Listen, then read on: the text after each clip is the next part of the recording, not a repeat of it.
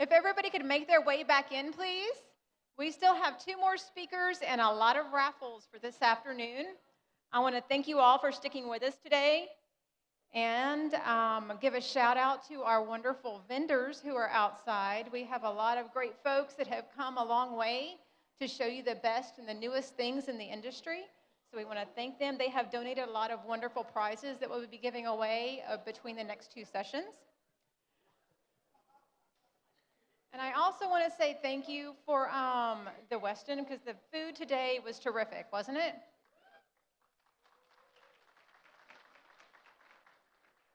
So if you were leaving hungry, there was a problem.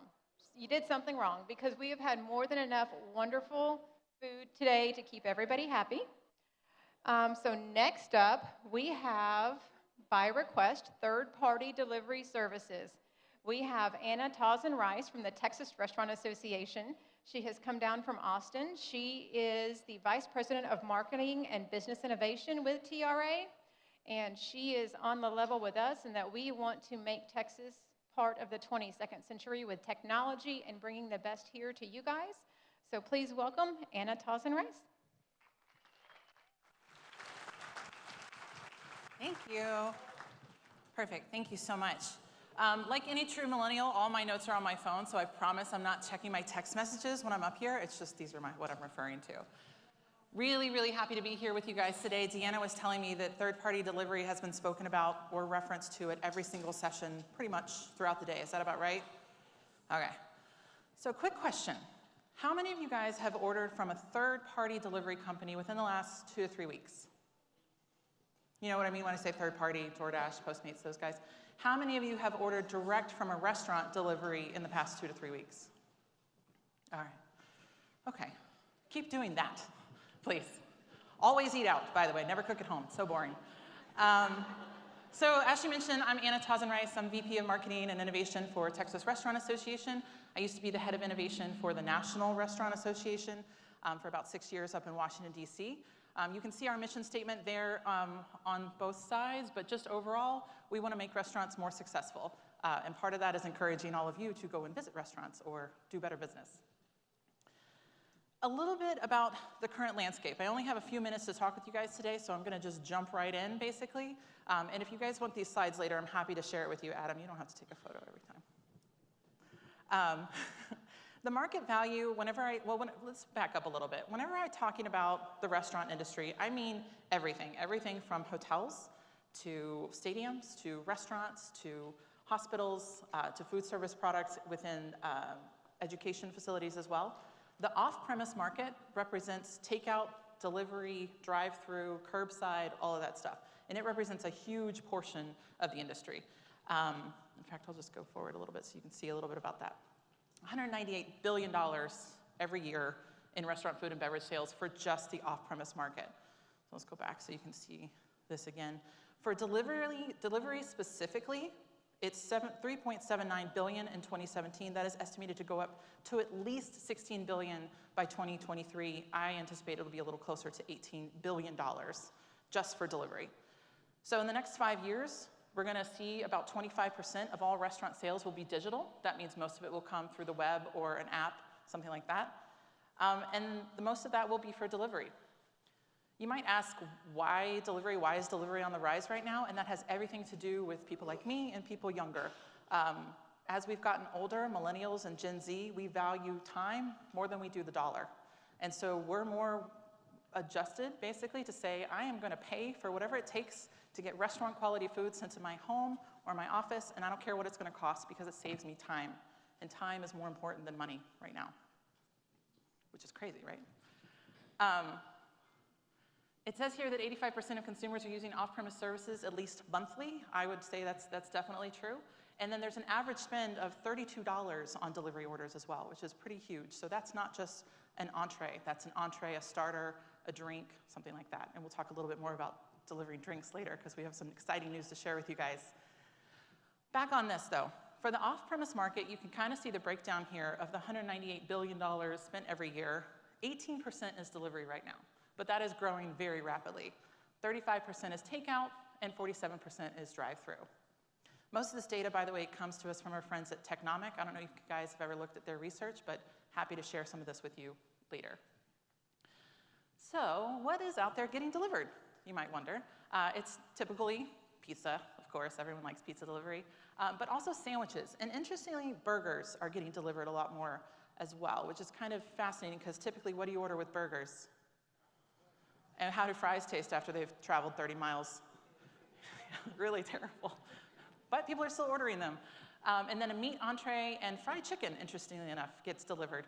Now, for those of you packaging nerds, you might be thinking, how on earth am I having this travel and it stay okay and safe? It's not. Yeah, that's the hard part. Okay, so the players. Whenever I'm talking about the players, this is really who I mean. These top 1, 2, 3, 4, 5, 6, 7 here. Favor, keep in mind, is only in Texas. They started to grow bigger in more of the Southwest region, but then they pulled back and decided to only focus on Texas. You guys recognize these names? Okay. Any of you guys have certain feelings towards some of these brands? I do. Okay, so we actually divide these guys up into good players and bad players. When I say good players, I mean that they are delivering restaurant food with a restaurant's permission. Okay, so they have a contract in place with a restaurateur before they ever start delivering food. Some of the bad players, this is their go-to-market strategy. Okay? They go into a region, they look up on Google, what are the most popular restaurants in the region, and they scrape that data. They go to that restaurant's website, that restaurant doesn't know about this, they pull that restaurant's logo, they pull their menu items, they pull their menu descriptions, they pull their menu pricing, and they load it up onto their app and immediately start delivering their food, and the restaurant has no idea.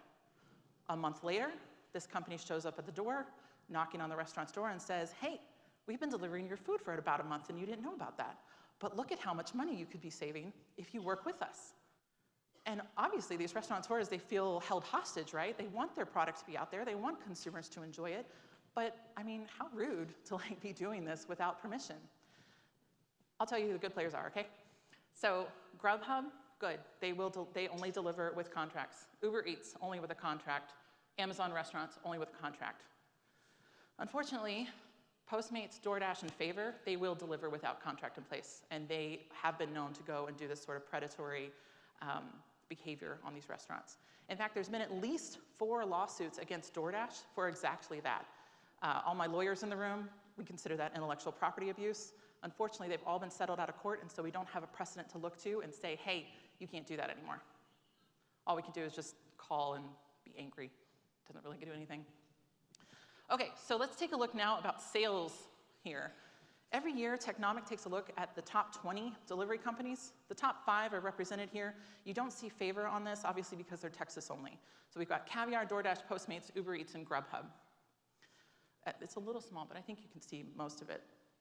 You get 55% year-over-year sales growth right now with all these different companies. And I just want to put this a little bit in perspective. For 2018, year-to-date sales of these 5 companies was $10 billion. A little more perspective on that. If these 5 companies were one, they would be considered one of the top restaurant brands, one of the top 10 restaurant brands. These 5 companies. That's how much money they're pulling in. And for the most part, restaurateurs share on some of this great expenditure. Unfortunately, though, how many of you are restaurateurs in the audience? Okay. Well, I won't ask because it's so frustrating. 20 to 30% at least of the commission of these sales are going straight to the delivery platform and not to the restaurateur. That is a huge amount of money. $10 billion and 30% is going to them versus the restaurant. I see you nodding over there. Yeah, it's ridiculous. And that's nothing. 30% is actually considered pretty good now. I've seen it as high as 35%, which is just insane. For a company that's just really just good at logistics. I promise I'm going to get positive eventually. So you might wonder, like, okay, so I pulled a few screenshots from some research recently on Postmates, DoorDash, Grubhub, and Uber Eats, and you might wonder why people continue to use their favorite food delivery app. Better restaurant options. They want to go one place and see multiple different restaurants. You can't really blame them for that. People like going to a marketplace. That's why Amazon is so popular and things like that. There are discounts available. People certainly like discounts. We certainly remember the rise of Groupon and Living Social and stuff like that. That sort of mentality still applies. People like to get a discount on something they're going to buy anyway. Better features, and it lets friends or family use the app with them. This changes every day, so I apologize, it's not always accurate, but it just sort of gives you an idea of like what the revenue share is and what the delivery service fees are for these top 3 companies. All right, let's talk about consumer transactions. So Postmates has the highest frequency of users. I wouldn't say that their bill, their check is always the highest, but they get people using it a lot. Postmates is really, really big in Silicon Valley, and so you can understand people just never leave their house or their office there, and so they just continue to repeat the order. The check average has actually gone up. It's now $33.68 per check average, and people just keep going back to it. I mean, I think I've ordered from Grubhub at least 4 times in the last month. So it's really popular among young consumers. And then we've got, hold on, I'm gonna skip ahead a little bit to talk a little bit more about the third-party delivery consumer. So in general, men order third-party delivery more than women, and it tends to be more affluent people versus people that don't have high enough income. Obviously, I mentioned that the value of time versus $1 earlier, and that's where you see this reflected. Interestingly, 70% of Gen Z and millennials are using third-party delivery versus 37% using traditional delivery. And the reason for that is all those features that I mentioned before. You can get a discount, it's easier, you can track people, it's a lot of fun to use these apps. Okay, that's all I really want to say about that. Go back. Okay. So let's talk a little bit about this slide. Remember at the beginning I asked you how many of you are placing delivery orders through third-party versus direct through the restaurateur? That's considered traditional delivery versus third-party delivery. If I can leave you guys with anything to this today, please, please, please try to order as much as possible directly through the restaurant's app. The commission, they don't have to pay as high commission on this. It helps the restaurateur out. They can do a little more with that money. So I hope that sticks with you. Let's go forward here. A little more on consumers. All right. This is one of my favorite things to talk about. Dark kitchens, ghost kitchens, virtual kitchens, something like that. We're already seeing this, obviously, here in Houston as well as across the country, where there are restaurants that exist that you don't have any seating. There's no place to go inside, there's no seating, it just exists as a commissary kitchen that operates all delivery out of there. It's really fascinating if you think about it. If you have a couple different restaurant concepts and you already have a lot of ingredients to use, you can put together a menu pretty quickly with what you have around and come up with an entirely new restaurant concept, which is really neat. And then you can spend all your effort on marketing or getting the word out there, do advertising stuff. So this is a pretty interesting prediction from UBS, but I actually think it'll probably happen sooner than 2030, where we won't see people using their kitchens so much, which is great for restaurants. Okay, so here's, I swear I will get positive eventually. Okay, so some considerations. I'm gonna tell you guys a couple scary stories. There is a pizza restaurant in Minneapolis, and they specialize in alternative ingredients. So they have vegan cheese, they have gluten-free crust, that kind of thing. They really try to target people who have alternative dietary restrictions. They started to see some orders coming in from different delivery platforms, and they weren't quite sure what was going on. This was in early days of third-party delivery.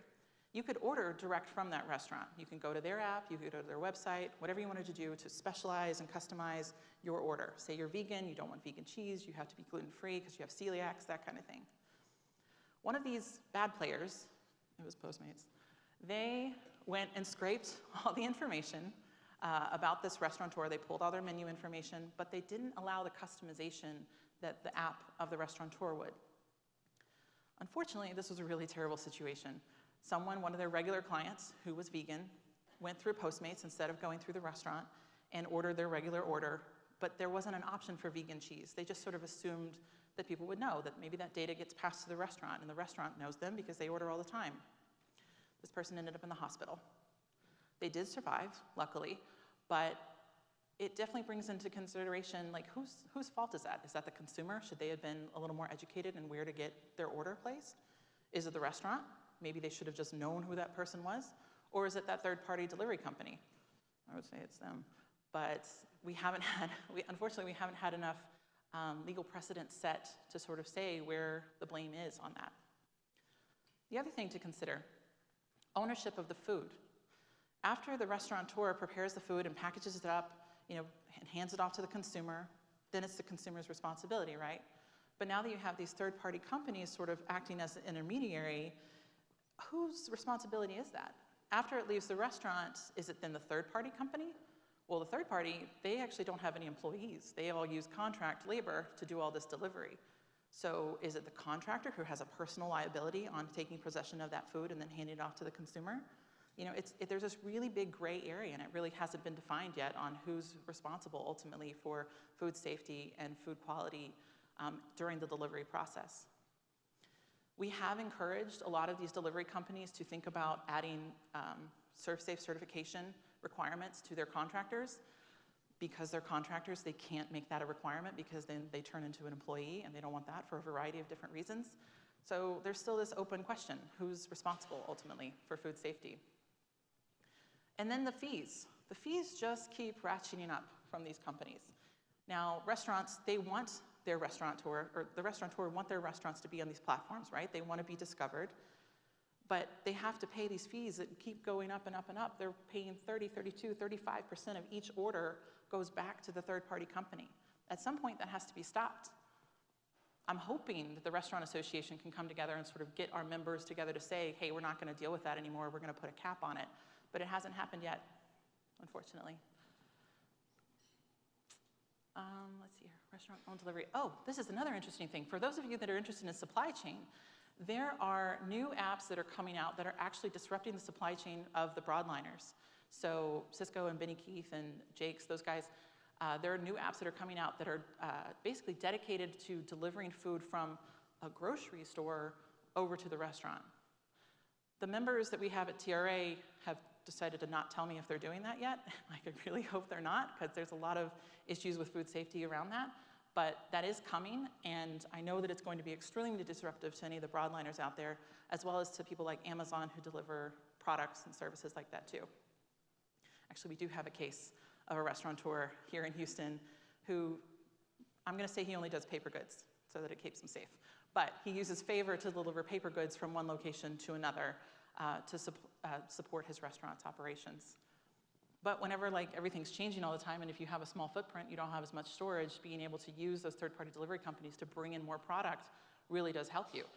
But it's another big area where people need to be careful about how safe are they being. Remember, these third-party delivery drivers, they're contractors. They don't have the same requirements that someone working in food service here at this hotel or at any restaurant has. It's kind of scary. Okay. So let's talk about the evolution. Okay, this is exciting. All right, so Senate Bill 1450 just passed this legislative session and was signed by Governor Abbott, which is very exciting. It actually allows, this is the alcohol delivery. It used to be the only people like grocery stores and specs and stuff like that could do delivery of alcohol to you. But now, anyone who has a mixed beverage permit can use their own delivery or third-party delivery to deliver alcohol to your residence or to your office, which is really exciting. So if you're gonna order pizza, you might as well order a couple beers to go with it, right? Yeah, see, everyone's real excited about this. It's pretty cool. The idea, of course, is that you have to order food with it. I think that's the rule, right, Melissa? Yeah, you can't just order alcohol. You absolutely have to order chips and salsa with your 5 margaritas. So it's pretty exciting. Governor Abbott actually just put out a video on it, I think yesterday or the day before, sort of welcoming Texans for this law being signed. I think it's going to be really cool, but it also means that there's other considerations there. I mean, third-party delivery drivers are also allowed to do this. They're supposed to check IDs and stuff like that. They're still going to be doing that. But there's probably going to be some mishaps along the way, and so we'll have to learn from that. Integration is a huge issue for a lot of people when it comes with third party. I don't know if you've been to any restaurateurs or restaurants where they have third party delivery and you see their POS or their cash register and then multiple different iPads and stuff like that around it. Yeah. That's because most of these third party companies, they don't sync with their POS. So the way it works is the order comes through this other iPad sitting right there. The host or bartender, whoever's taking that order, then has to punch in the order separately and then let this iPad know the order's been placed. It's a lot of cumbersome back and forth. In fact, when using Favor, people actually have to, you place the order on Favor on the app. A Favor delivery driver receives that order. The restaurant doesn't receive that order. The Favor delivery driver then calls and places the order for you, and then they go and pick it up, which is why it takes them so long, and they're really crabby about it. They are. Another issue, another consideration, tipping.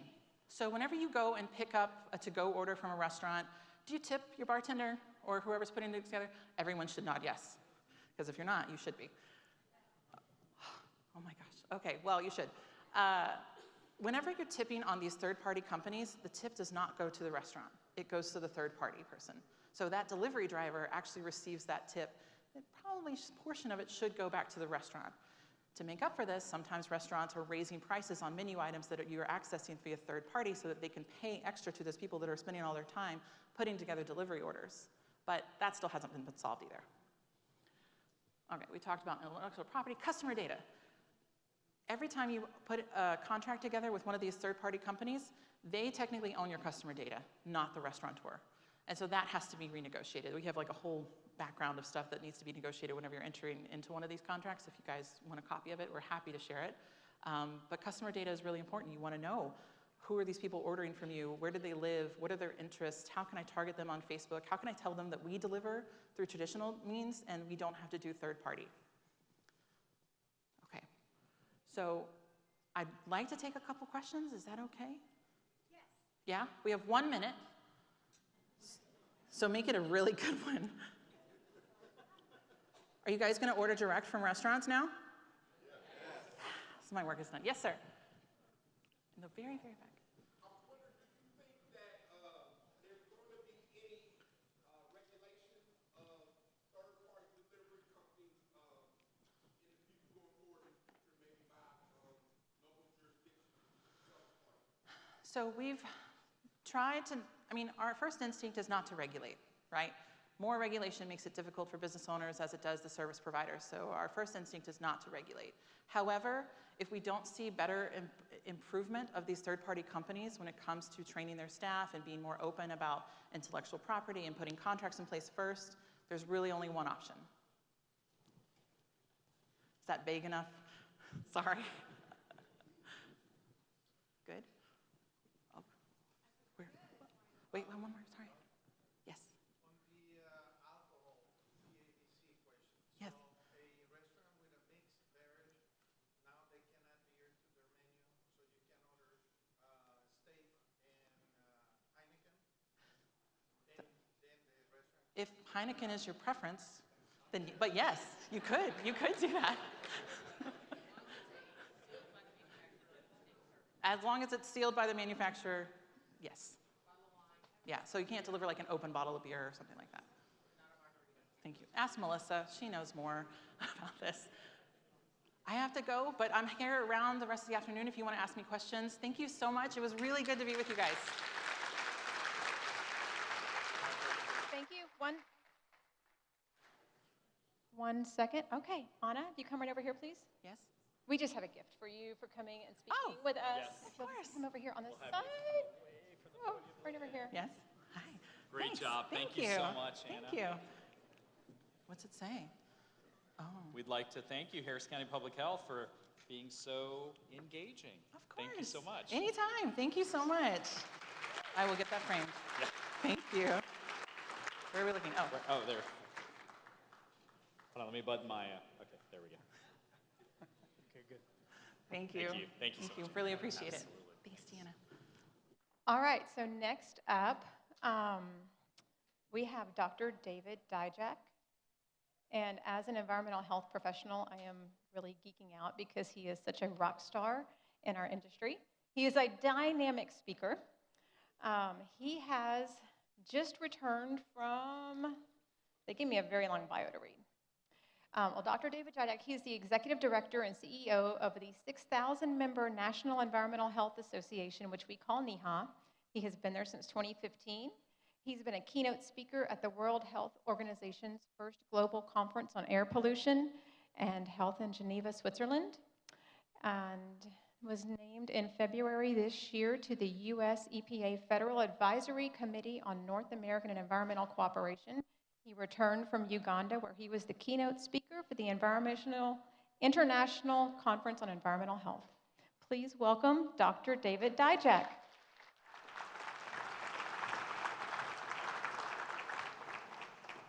Check, check. Okay, I can hear that.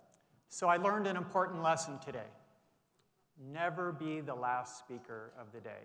Now, if you noticed me running out the door and running back and running out, I've been editing my presentation all day. I'm like, wow, that just got covered by somebody else, like restaurant grading and other things. So this is the freshest presentation I've ever given, because an hour ago I was in my room modifying it for the record.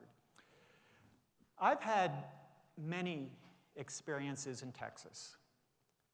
Not far from where I'm standing, right here in Houston, I was robbed. Yeah, it's true. That's a true story. Shortly after I was married, I took my wife to, you guys know Aransas, the wildlife park? And we did not bring mosquito repellent. Do you guys know what I'm talking about? I have never seen mosquitoes like that, and trust me, that woman has not let me live it down. This is 29 years later, and she still reminds me of that. I put myself through college as a lifeguard, and you know what lifeguards do. They twirl their whistle and act important. I never saved anybody until I moved to Texas. And I was on Padre Island and asked, literally, rescued a child while their parents were talking or having a fight on the beach, and that was very rewarding to me. It was interesting.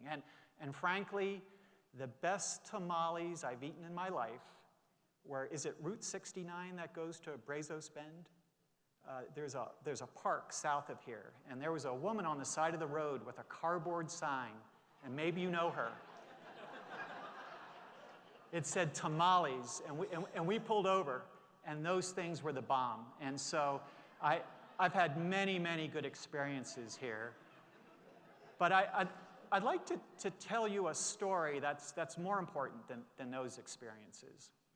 And that is a story about Robert Polycott. Robert Polycott was a grocer. And his grocery store was a little one, a community-based one, not far from Waterloo Station in London, and this is during World War II. For those of you that have taken the tube, it's on the Jubilee line, just south of the river. And Robert was an interesting guy. I understand he was a very good drinker. He was a mean drunk, so I'm told. And he made most of his money, not through selling groceries, but gambling on greyhounds. Any of you that have British blood know that that's important there, or used to be important in the UK. And during World War II, he sent his two children, Kathleen and Cynthia, about 70 miles to the north to Colchester because he was afraid of the German bombing. And he stayed in his community selling groceries. He would butcher his own rabbits. He processed his own chickens. I mean, he was a real man of the earth, if you will, of salt of the earth, I should say, for his community. And when the Germans would bomb, the glass window of his store would blow out.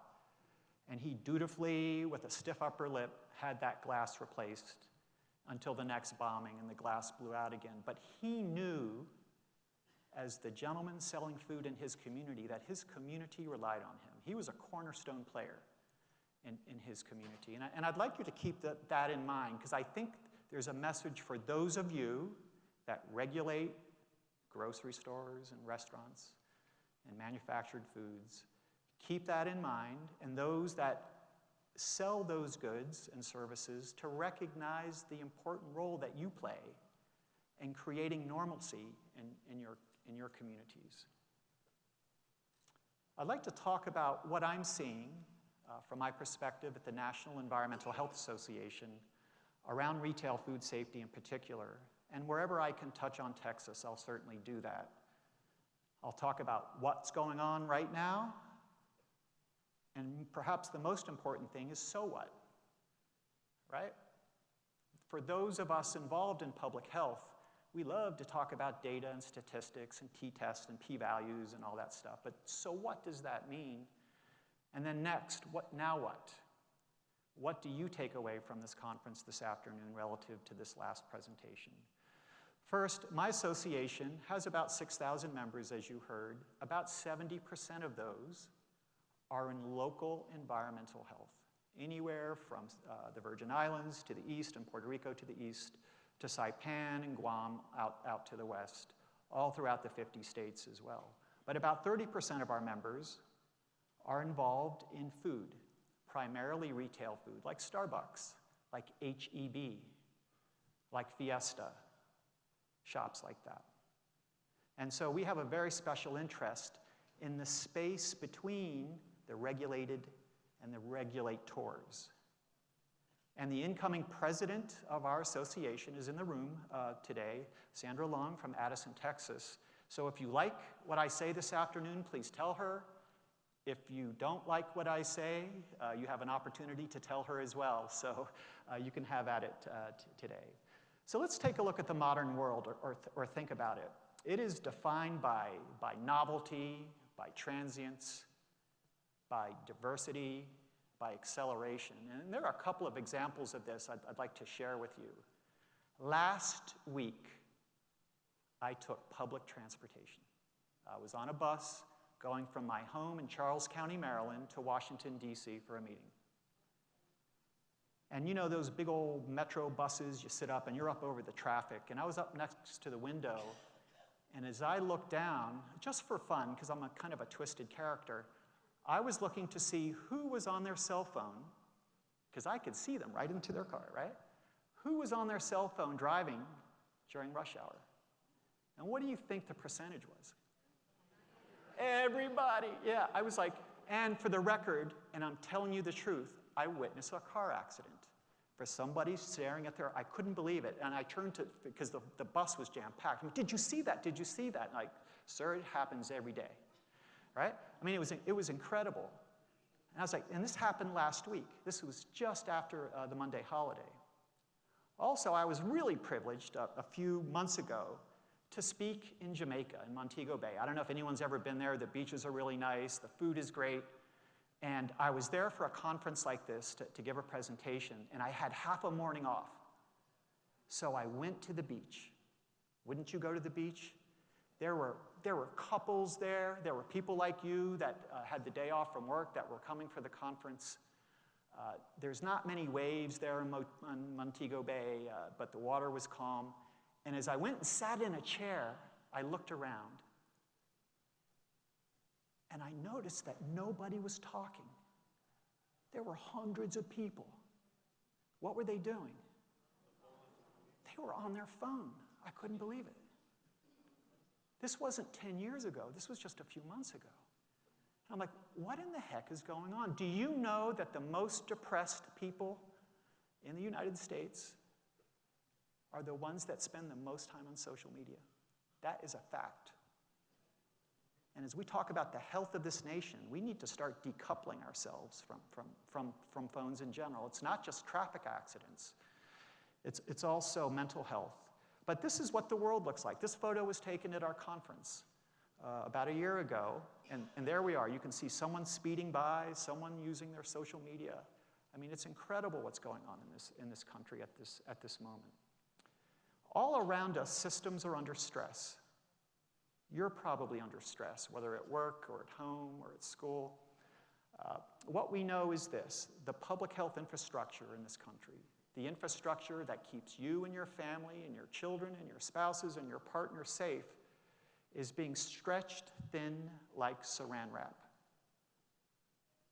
There is a movement in Texas, as it's always been, to less government is better, less is more, correct? And as we see what's happening in Washington, D.C., there's a reflection of that. And listen, there's some validity to some of those conversations. But what it's doing is stretching these folks that work for the Harris County Public Health System to the breaking point. And it's true all across the United States. I don't know a single public health agency that spends its time protecting you and promoting your health that has the resources it needs to do its job well. At the same time, we have the most recent year that's been completed, natural disasters, and this wasn't a Harvey year last year, right? That was the year before.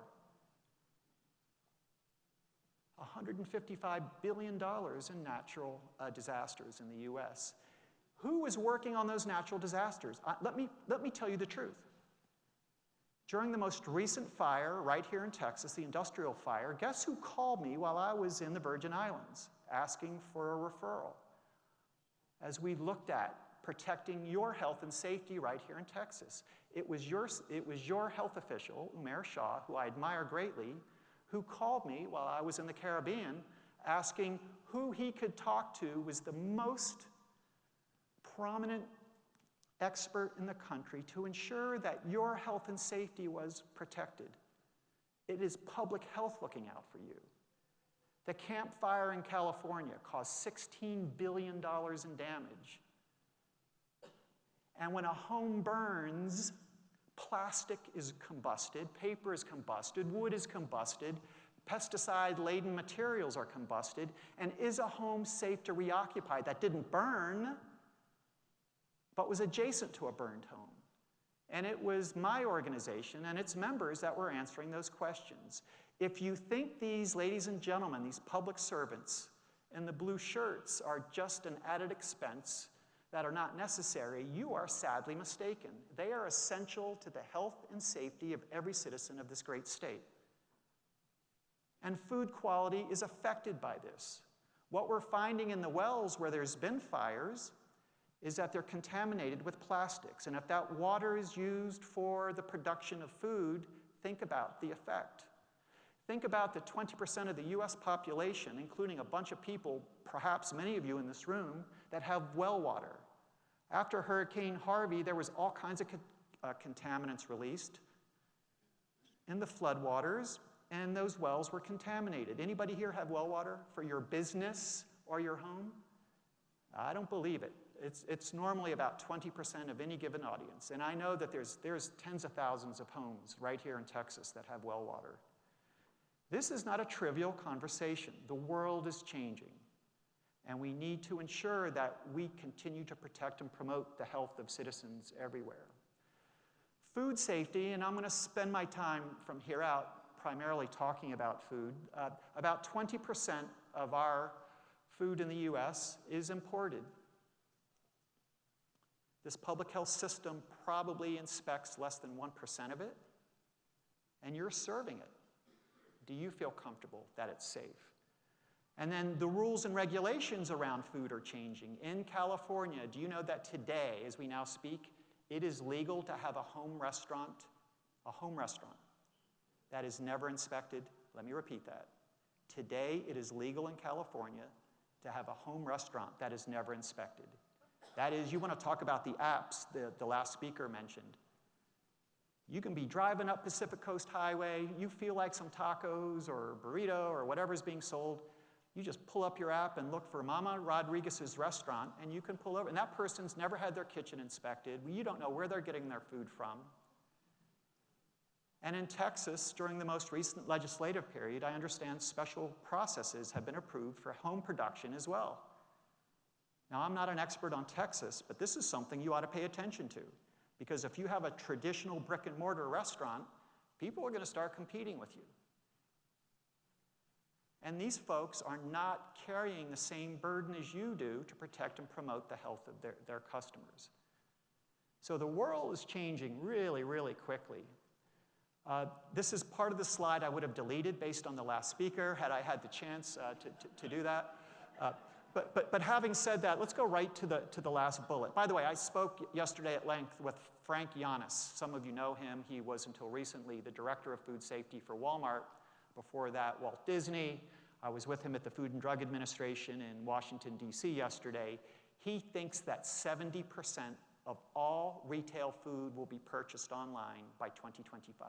In fact, he thinks it's going to happen before that. 70% of all groceries will be bought online by 2025. But this phenomenon of grocerants, do you know what I'm referring to? These are hotlines inside of grocery stores. Almost every grocery store I go to now has a hotline. In fact, I talk to representatives of groups like Safeway, and they're like, we didn't even know our stores had some of those in some locations. So these folks are really good, who manage those stores, are really good at perhaps boxed food, but now they're producing fresh food, and we're racing to keep up. And I pulled this off the internet last week from the Washington Post. Furniture stores are now reinserting themselves in the food business. Why is that? Because they know the longer you stay in their store, the more likely you are to buy something. And so it's not just meal kits that are changing, everything is changing.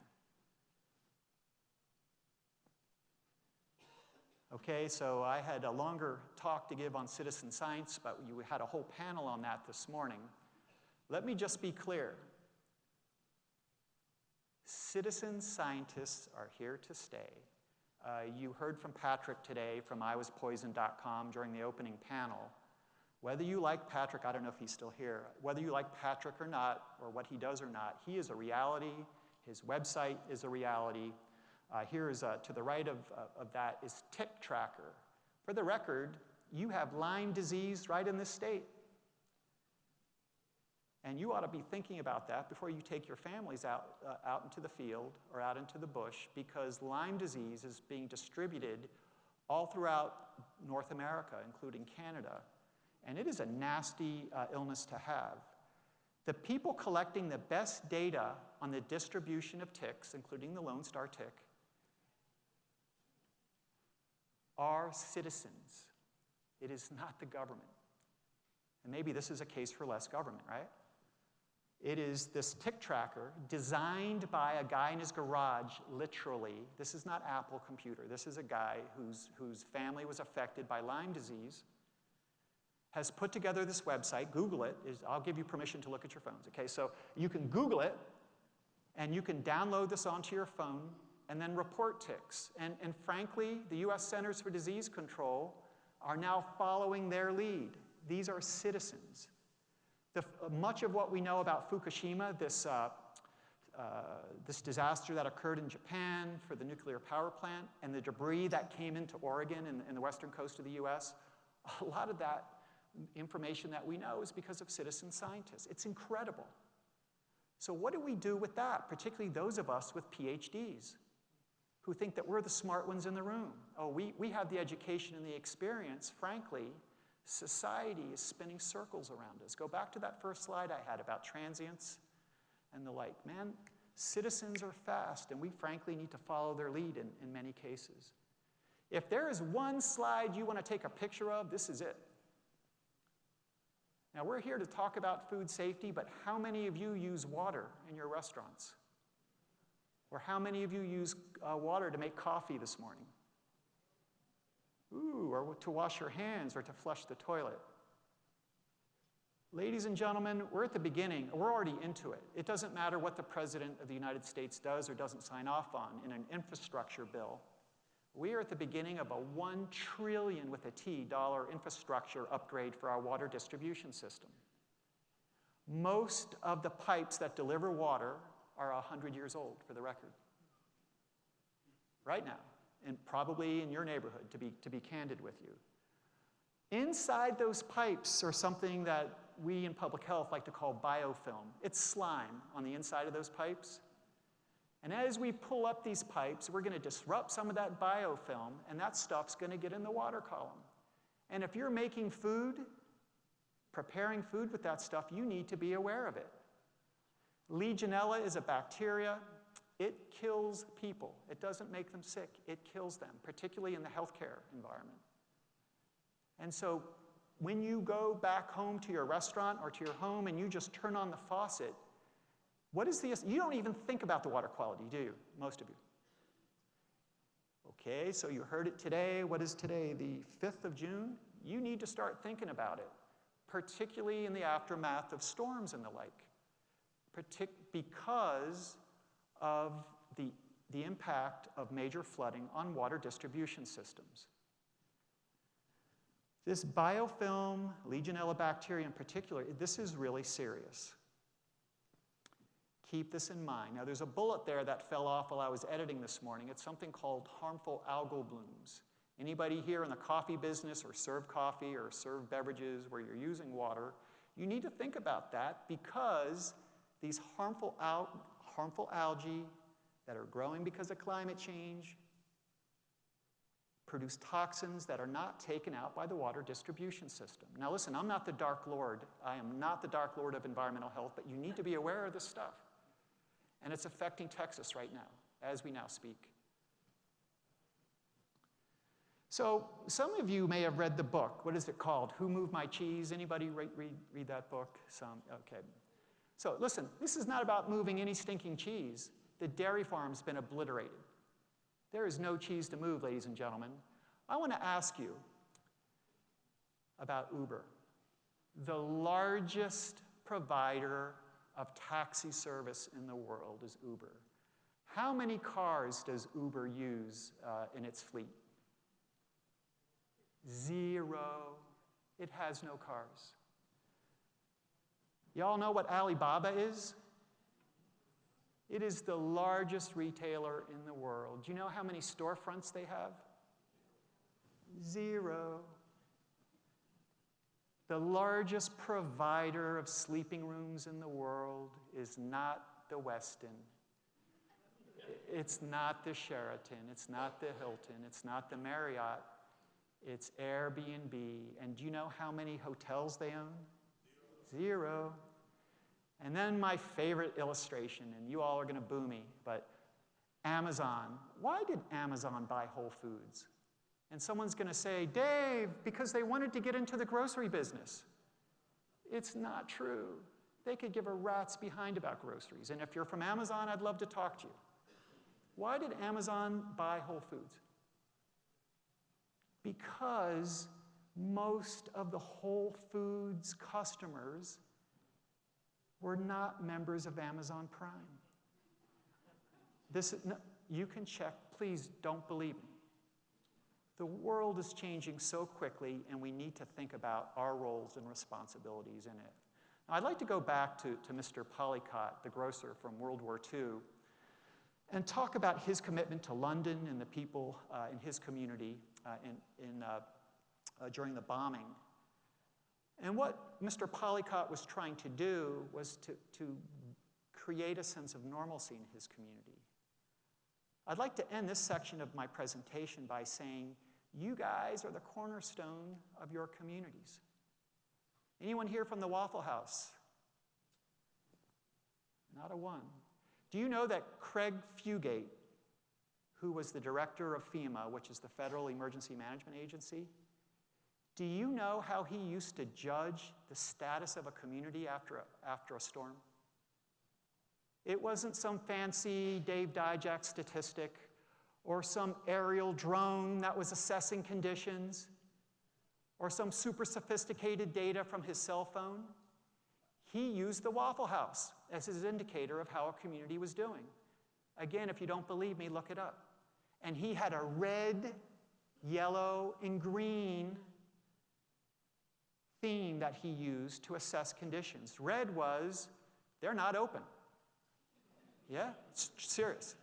Yellow was, they only have a partial menu. This is true. And green was, Waffle House is open and the full menu is available. This is how important you guys in retail food are to the normalcy of your communities. People, frankly, uncertainty is what drives folks up the wall. You know, when you're uncertain about a relationship, or you're uncertain about your graduate school grade, or you're uncertain about the storm outside and how long it's going to take you to get home, that's what causes your blood pressure to go up. It's uncertainty. And the Waffle House, God bless them, creates certainty in their communities, and they take this really seriously. I don't know anyone at the Waffle House, by the way, but I really admire what they're doing all throughout the south and east of the United States. Now, so what? Food is the third largest industry in this country, behind what? Housing and healthcare. Housing is like 2.1 trillion, healthcare is around 2 trillion, and we have food at about 1.4 trillion. Today, people spend about 728 billion on food. FAH means food at home. Today, people spend roughly 731 billion food away from home, FAFH, as you look at the slide. The world has toggled. We now spend more money on food away from home than food at home. There is almost 700,000 food service outlets. The food industry provides $5.5 billion in research. That's about $18 billion worldwide, so the US is an important investor in research and development around food. And for those of you that run restaurants, thank you for raising my children, right? You're hiring teenagers to work, about 1/3 of all teenagers that are employed, when you can find them, by the way, and you know what I'm talking about. It's difficult to even find them to work, but you all are raising them in the professional context. Thank you for doing that. In Denver, Colorado, where my office is, the unemployment rate is 2%. Chick-fil-A, right across from my flat in Denver, has openings at $14 an hour to start. And they can't find people to work at $14 a pop.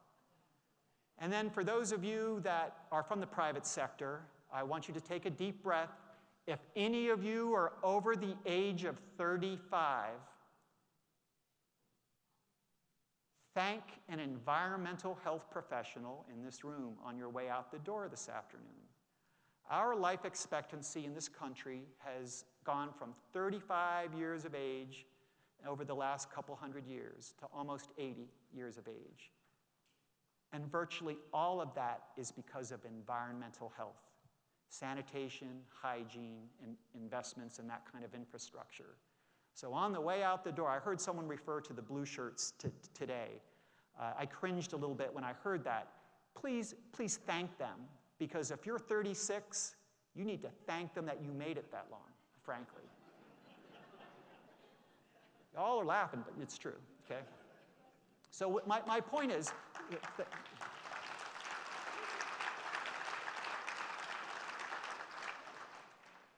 now, by the way, our life expectancy in this country is dropping. It's going backwards at the moment. And if you have me back next year, we can unpack some of that stuff. But food in the public and health context, the food service share of food dollars is going up dramatically. It's not on the manufacturing and farming side anymore. It's for those of you that are running restaurants. Please allow me to put on my public health hat here for just a moment. And if you see food at home, even for people shopping at Fiesta and H-E-B and the like, most of what they are buying is processed food. About 61% of that is highly processed. Another 15 or so % is moderately processed. That's 75% of the food. So even when we go to the grocery store, we're generally not buying fresh fruits and fresh food that we make from scratch. If you go to the full right side there under metabolic disease, and Dr. Shaw, I'd like to riff on your comment, about 13% of the US population is food insecure. In a country that throws away billions of pounds of food each year, that's a crime in the United States of America. It's a crime in Texas, and it's a crime in Houston that we dispose of so much food unconsumed. But adult obesity, I'm not even talking about kids under the age of 18. Adult obesity is at about 35% in this country. That's a BMI, without getting into the science, of 30 or more. The part of the country most affected by that is in the South. And the people most affected by that in the South are Hispanic.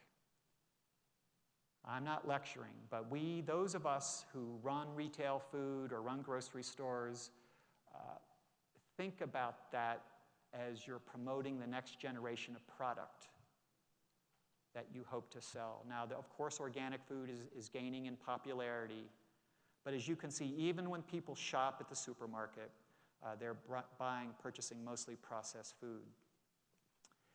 If you don't do food safety well, you are in a world of hurt. On the left side here is a gentleman who was in the peanut business. You may know this story. He got 28 years in prison for a salmonella case. And this is just a few years ago. And on the right, and I want to tell you a story on this one. On the right is a gentleman who is a state health official from Michigan. He was indicted for involuntary manslaughter for his decision-making and responsibility around the Flint Legionella, not lead, Legionella case. And you know, I got a phone call last November, and this is a true story, from a group asking if I would write a letter of support for this person, because NEHA is the voice for environmental health in the United States. What would you do if you were me and you had received that request? Would you have written that letter for that state health official? Listen, guys, the question I gave back to the person who made the request was, did that state health official follow the directions of a qualified, credentialed environmental health professional? And if you can show me any evidence of that, I will write you that letter. Mike? Guess what the answer was? Oh, Dr. Dijak, I'll have to get back with you, right? That was in November, and I'm still waiting. People are going to jail. Did you see what was in the news yesterday around the governor of Michigan, or the ex-governor? His phone records and his phone have been seized around the Flint case. Look it up online if you think I'm blowing hot air. If you make mistakes around food safety, and those are deliberate, or they are not informed, either you knew or you should have known that Mike Schaefer and his team should have been part of the conversation when you made a decision, and you didn't take advantage of his expertise and his team's expertise, you don't call me, because you know the question I'm going to ask you. Did you call the Harris County Department of Public Health Environmental Health Program and get their advice? Retail food workers are really important. You all in this business have over 100% turnover. It costs $2,000 on average to retrain people. You're under a lot of pressure to provide a living wage. I know the margins are tight, but one of the things that I really struggle with, and the white elephant in the room this afternoon is, and no one from A to Z in this country can give me an answer to this, is what do we do about sick employees who come to work? 2/3 of all foodborne illness in the United States of America is from sick workers who come to work. And we talk about digital inspections forms and restaurant grading and upstream and downstream and this and that. It's important. But the white elephant in the room, ladies and gentlemen, is what do you do with that sick employee? Sick employees feel peer pressure to come to work. Who else is going to? I asked them, why are you here? Nobody else is here to cover this shift. Lost pay. A lot of folks are on the margin. They can't afford to not go to work. And for many of them, they don't think they're contagious. So we can have all these fancy conferences we want, but at the end of the day, if we really want to make progress on this, and I don't have the answer, but it's conferences like this where regulators and people in the private sector get together, and we need to really come up, talk about innovation. We need to innovate around this issue, because this is the white elephant around food safety. Now the end of my presentation. Now what? For those of you in retail food, you are really important. You are stalwarts of your community. You are the Waffle Houses all across the United States. You need to embrace that, because people look to you for normalcy in a time of crisis. You should take your food safety leadership really important, and to be able to communicate a vision. Let me give you the dishwasher challenge. The people washing the dishes, do they feel like they're in the food safety business as well as wash a dishwasher? And if the answer is no, they're just here to wash dishes, there's a lost opportunity. That needs to be a food safety culture. One, what was it, a slide we saw earlier today? You can take 20 years to develop a reputation, and you can lose it in, what, 5 minutes? It's important that everybody feel like they're part of the system. Here's one that's sure to upset a few of you. We should figure out some way to incentivize sick employees to stay home. I don't know how you do that, but maybe it's time to require hepatitis A immunizations for all employees that work in retail food. I am not a clinician. I'm not qualified to advocate for this beyond this slide, but I think that's something that we really need to seriously consider. And we need to establish an effective performance metric and monitoring system in each and every restaurant, and to be committed to continuous quality improvement. Just like anything in life, we have to keep investing in it and keep refreshing and try to perform the best that we can under changing conditions. For those of you that work in public health, you are not a regulator, you are not a public health official or a public health professional with a regulatory mission. You are a regulator with a public health mission. You are a regulator with a public health mission.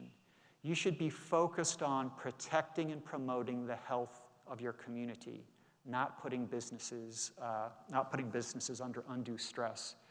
We need to respect and recognize the latent and unseen value of people that are in food. They're under very real pressures. And I think meetings like this, Mike, this is so fantastic that you created this. This is a safe space for people from different sectors to get together.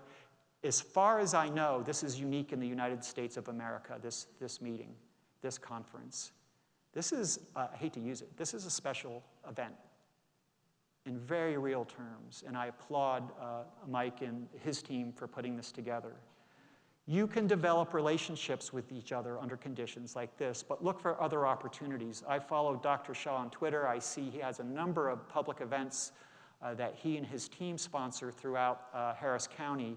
Those are good places to meet and discuss and develop relationships. Don't develop a relationship with the health department during a time of crisis. You with me?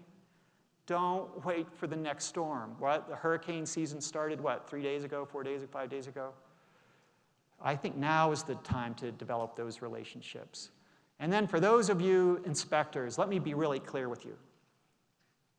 70% of what the community thinks of you has nothing to do with what comes out of your mouth. For the record, the way that you dress, your body language, the way that you speak with people, not the content, but the way you modulate your voice, is much more important than anything else that you may do. Listen, we love in public health to talk about data, but think about measles in this country right now. Think about vaccines and how much of and maybe right here in Texas, I don't know. I hope I'm not sticking my foot in a hornet's nest.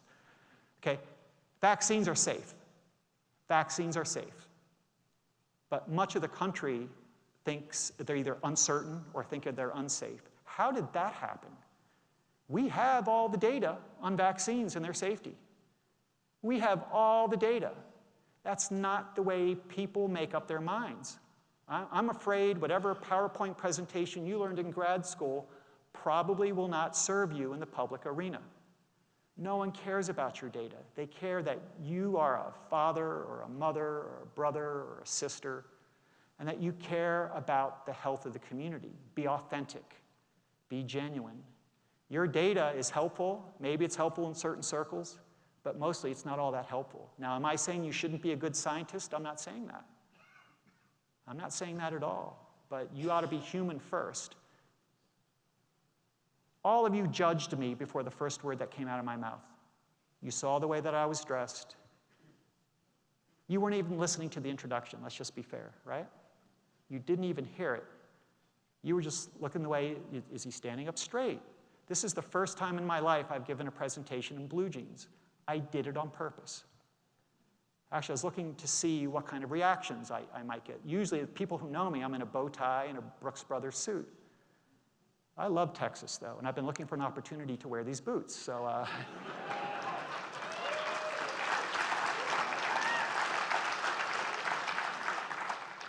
But you all were judging me. Now, maybe it was subconscious, but it's true. And everyone, you need to experiment relentlessly. Fail fast, and move on. Move on. Well, this is what I know to be true. Organizations and people who try more things are more successful. Organizations that try more things are more successful. Expect a 90% failure rate. But man, that 10% can be a gem. Embrace citizen scientists. You heard about it earlier today. I'm not saying like them, and I don't know if Patrick's still here because he's going to boo me, but I'm not saying you have to like them, but you better embrace them. Don't consider yourself adversaries. We're all into this. I want retail food and manufactured food to make money. You're an important part of the economy. We need to be collaborators on safety and health in this county and in this city. And you need to anticipate water is going to be a major issue. 5 years from now, after I'm off the stage, you can come back and say, wow, didn't that guy, that old bald guy, come and talk about this a few years ago? This is a major issue to industry, both in quantity and quality, as well as food safety. And hurricane season is back, and forest fire season's coming, and the cycle continues. Please continue to work with your local health department. I took this picture a couple weeks ago. It's a Ramadan, at the end of a Ramadan meal I had in the Middle East. I was privileged to be there. But as I close, I want you to know that guy Polycott I was talking about earlier, is my grandfather. And his daughter that he sent away was my mom. And I really miss them both terribly. Thanks, everyone.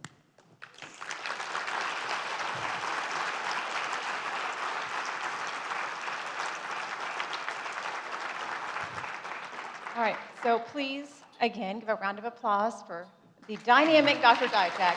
I told you we saved the best for last, right? Almost made a clean escape. That was fantastic. Oh, thanks. There you go. Oh, Go. Dr. Dijak. Oh, thank you. Thanks. So, here, let me grab that. Yeah, have a mic. Thank you. And let's get away from the podium, so we'll... Not that you use the podium. Yeah, can I show these boots? Yeah, can somebody get a picture? So the funny thing is, I actually already had taken a picture of him in his boots because I was about to tweet it. I was like, gosh, I don't know if he is going to say anything about these boots. So I had already taken a picture of the boots, so it's on Twitter already. And then all of a sudden he starts talking about his boots, and I'm like, wow, God, how does he know that I'm about to tweet about it? Oh, Lord. It's like clairvoyance. Dr. David Dijak, recognition being a speaker at Harris County Public Health's 5th Annual Food Safety Summit. Thank you so much for being here. It's fantastic. Thank you.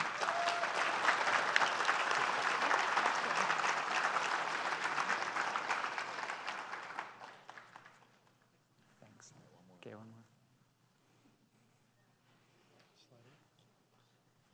So I just want to say really quickly, are we going to do questions for him? We have some questions. Okay. Oh, we do? Okay. So as we have some questions, let me just say that I would like to echo the first statement on Slido here. Amazing presentation, thank you, exclamation point. So, please.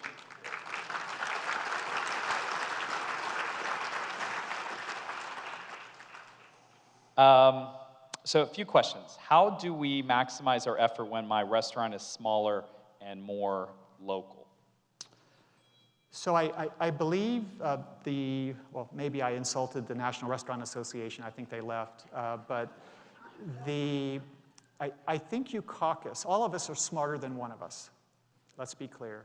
And so you caucus with people that you know within your community. You caucus with the local health department, your local environmental health program. You could come to functions like these, or even just stop by and have coffee with these folks.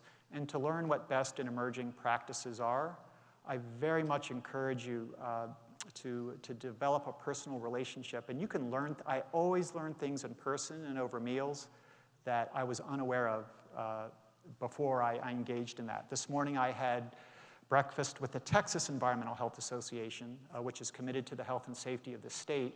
And I learned all kinds of interesting things. But you have to take a minute or two away from your phone and sit and break bread. Remember, we're humans first. We are hardwired to connect as humans. And I would encourage you, if you're in a smaller community, be sure you know on a personal level, and you can if you're in a smaller community, leaders like Dr. Shaw, like Mr. Schaefer and others that have the resources and the tools and the access to give you the best available guidance. Thank you for that. What's your advice for someone thinking about entering the food service industry?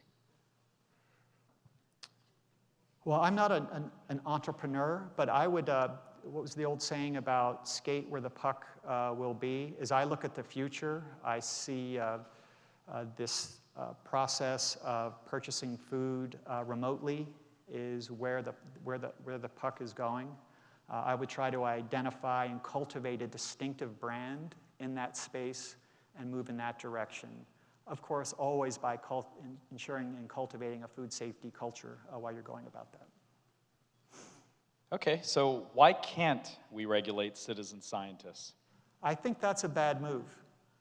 Some people have asked me, can we ignore them? Or should we combat them? I don't think that's a good idea. I recommend that you engage folks. There are two kinds of things in life in terms of justice, I'll call them. One is called procedural justice, and the other one is called outcomes justice. Procedural justice is where people want to be heard. They really don't want you to change anything. And most of you know in your relationships at work or at home, your spouse, your partner, your child, your parents want to be heard. They don't really, in most cases, expect you to do anything different. And I think the procedural justice is an important part of the citizen scientist piece. And then there's outcome justice, where folks want a different outcome. But that's actually a smaller fraction of the equation. I think it's not a good idea to start combating citizen scientists. We just need to figure out a way to engage them and to bring them closer to us and not push them away. That's my recommendation. Last question. How do I deal with the uncertainty of the market in terms of policies and political landscape? Uncertainty and the rapid pace of change in the country is something that we simply have to live with. The good news is that the political environment right now in this country, and maybe always, frankly, is pretty dysfunctional. Nothing is going to change very quickly. For those of you with a regulatory kind of lens, I would say in 2 years again, the Texas legislature will meet. You should anticipate what's going to be happening there in 2 years and get ready for that.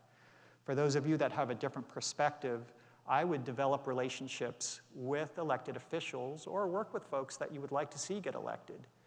Don't be an let's say a couch or an armchair Monday morning quarterback. You need to get involved up front. If you want to change the future, you need to get involved today. In whatever way that translates to you in your personal life. We had very important legislation in support of environmental health passed in Congress yesterday, and I'm not going to bore the crowd talking about the PAPA legislation, but we made a very important advance yesterday, and it took us 2 years to make that happen. That's the kind of advanced planning I think you need to invest in. It's not inexpensive, either in time or resources, but if you want to change the future, you've got to start today, and you have to be patient, and that would be my recommendation. So, it's interesting. So Dr. Dijak and I have known each other for many, I think it's been a decade plus now. I consider him a friend and a colleague, but I will tell you, the one cool thing about Dr. Dijak, Dave, it's hard to say, yeah, Dave, is that never go overseas with this guy. That's the only thing I'm going to say. Because you think he's casual in Texas with jeans, you should see what he's like in Bangladesh. I mean, this guy was like, there was no jacket to be found, there's no tie to be found. He had this, really nice short sleeve shirt on, and I'm walking in with a tie and a jacket, and I'm thinking, why did I not get the memo? And so, it's like he had all that, how like somebody else got the notes, and like you didn't get them? That was always Dr. Dijak. So he's fantastic. I hope you have an opportunity to spend a little bit of time with him before he has to leave. But really, thank you, Dr. Dijak, with everything that you do in leading the National Environmental Health Association. I know our values of innovation, engagement, and equity are very similar to your both concerns, but also the values that you've instilled in your team at NEHA as well as others. And so we really appreciate your inspiration. And thank you so much. This is a fantastic presentation. Everybody, welcome. Thank you so much. So with that, Deanna and Michael are going to close it. I will just say thank you to everybody for being here. It has been a wonderful day. Please give us feedback. Remember, not a lot of people were on hashtag FSS2019, so I want more social media presence. But please give us feedback so we can make this an even stronger program next year, and maybe we will bring Dave back because he at least wore boots this time. So with that was a joke, by the way. Deanna. Thank you, Dr. Shaw. All right, we have a few prizes left, so if you would all please pull out your blue tickets. These are really great gifts. Get one of the red boxes. So all of these have been donated by our vendors, again, giving a shout out to them for toting all their stuff out here just for you guys so that you can see what the latest and greatest is in the industry. So the first ticket number we're going to look for is 458-1376.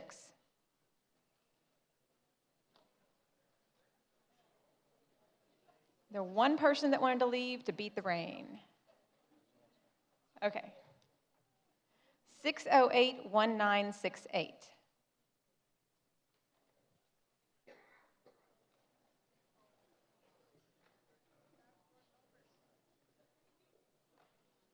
That again. 458-1382. You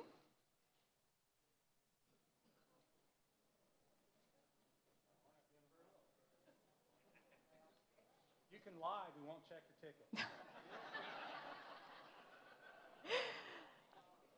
458-1378. Y'all pulled the blue ones out, right? They say Staples on the back. Somebody's going to test my logic here. 458-1452.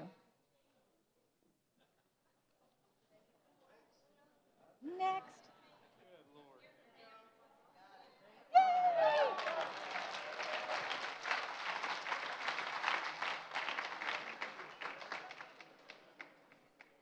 You get a gift pack from Sani Professionals. 608-1902.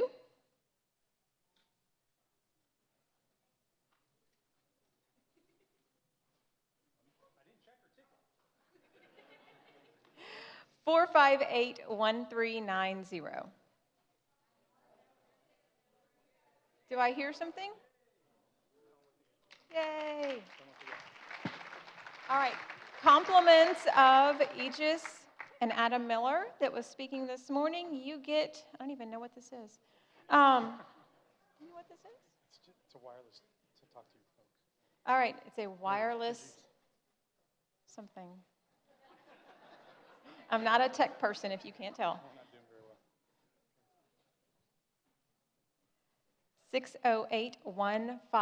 608-1540.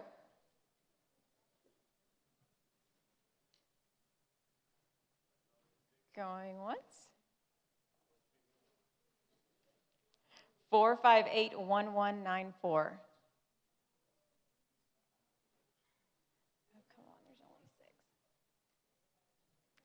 608-1904. Where did all these people go? 608-1569. All right. Here, give him Michael. Michael. This one. You get a gift card, compliments of Ecolab. Okay, dual probe. One dual probe. Up next for a dual probe infrared stem thermometer. 458-1221.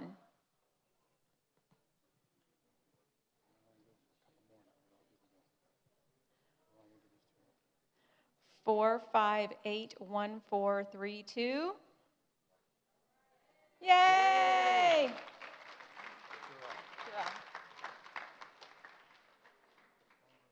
Oh, no. Oh, you can hold that. Tell them what the next one is. And up next from Gojo and Purell, we have a gift basket that includes an Amazon gift card. 608-1541.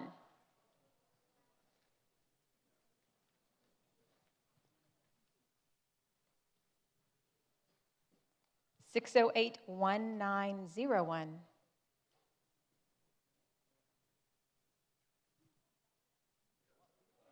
There's, yay!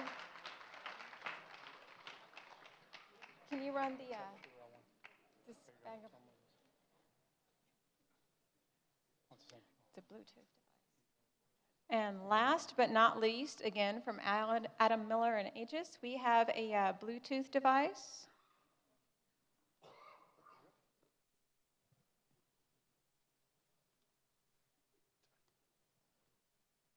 (608-1952).